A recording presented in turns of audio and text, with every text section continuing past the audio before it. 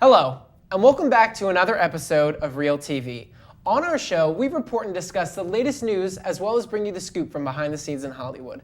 I'm your host, Connor Smith. And I'm also your host, Lindsey Lorifus. And today we'll be discussing our favorite raunchy comedies. Yeah, who's ready for the scandal? I'm excited. Yeah, Lindsey's like the most devout, just beautiful person ever. So I can't imagine you talking about pooping and farts and all this nasty things. We're doing this because Bad Grandpa is coming out next Friday, and I feel like maybe talking about raunchy comedies, we've never done it before, so I guess it's somewhat topical to talk about.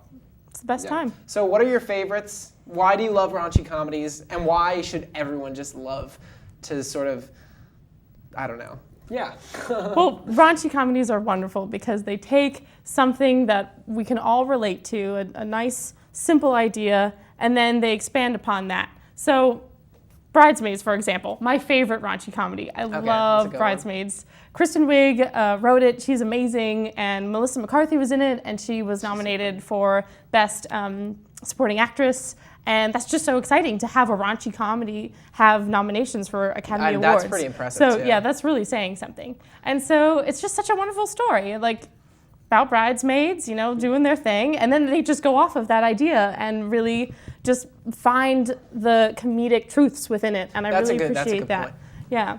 Yeah, we were talking earlier, and we said that with most comedies in general, not just raunchy comedies, but usually the stories of comedies are very simplistic. They've mostly all been done before, like the teenager goes to the college town and gets wasted for his first time, or you know what I mean? The stories are very similar, but what makes a good comedy is both the performers, because it all depends on how funny the people are and what they work with and the material, and it's also the script, which is weird to say. It's not the story, it's the script, but it's so true that Bridesmaids has a really simple story. It's her wedding, and they're all her bridesmaids, and they're planning her wedding. That's a pretty simple story.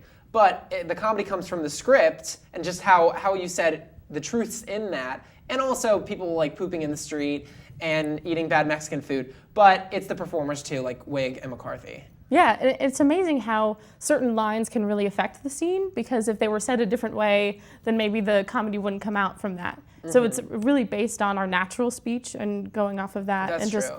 Bringing these new ideas to it and different ways to view things. I'm thinking about I really all appreciate these that. nasty things right now, like Borat when they're fighting butt naked in his hotel room, or Big Daddy where he's peeing on the wall with his son, Frankenstein, eating 40 packets of ketchup.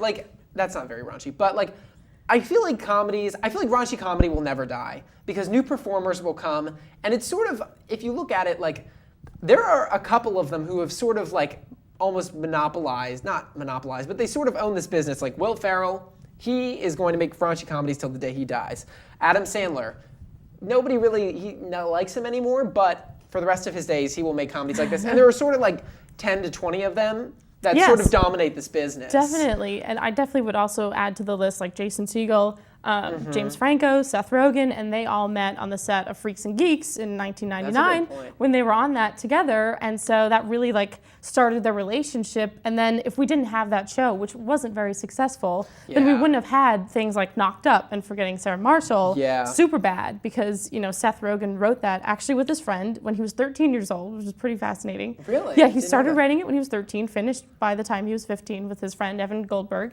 And they're making This Is the End. And, This Is the End. The new movie about, I forget what it's about. It's about a food item. It's an animated movie. It's a sausage.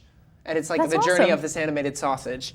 Wow. Yeah, but I feel from the 80s on, of course, there were some great Mel Brooks raunchy comedies in the 70s, but the 80s was when you have all these SNL alums, and speaking of there's Meatballs with Bill Murray, Blues Brothers, Vacation with Chevy Chase, Ghostbusters, if you would count that as really raunchy, but all those great comedies from all those great SNL alums. Animal House, even. Animal House, definitely that's a great classic. one. And then when you transition to the 90s, that was sort of very high school. Mm-hmm. They had Clueless, and Heathers was in the 80s. They had, I don't know if that's necessarily raunchy. It's more dark than raunchy.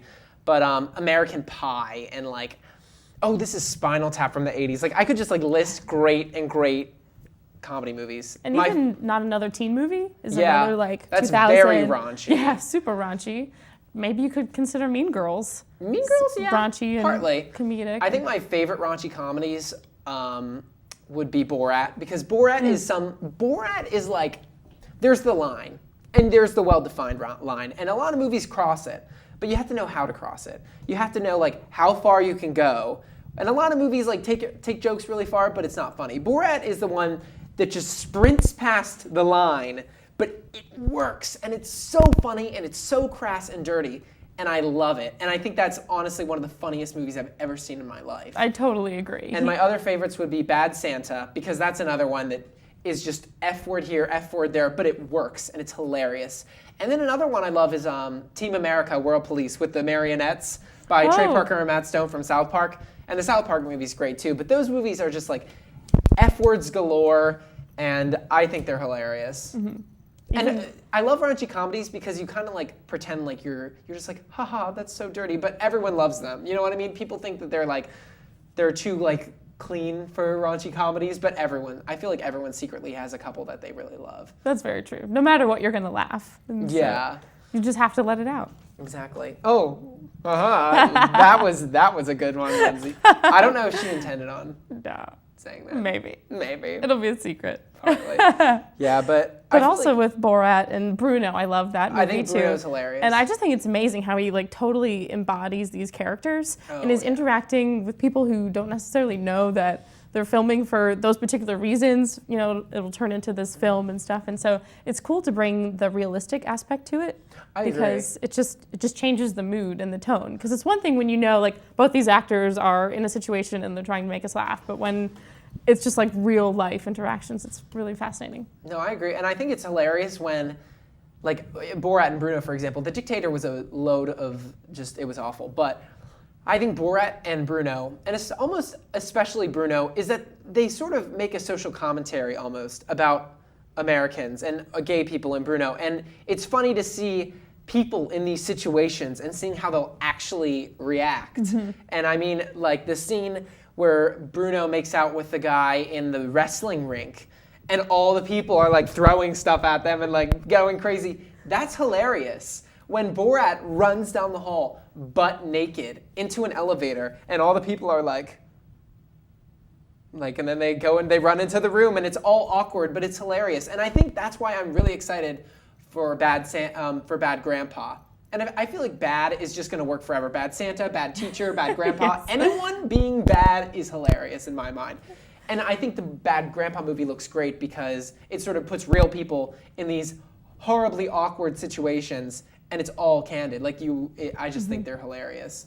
And back to the male nudity in Borat, I think it's fascinating how there's just a lot more of that nowadays. Mm-hmm. And it really started with Forgetting Sarah Marshall, because within the first couple of minutes, like Jason Segel's like naked, you know, and then This Is the End. Like there was a lot. I feel like it's almost too much nowadays. Yeah, it's definitely just really prevalent.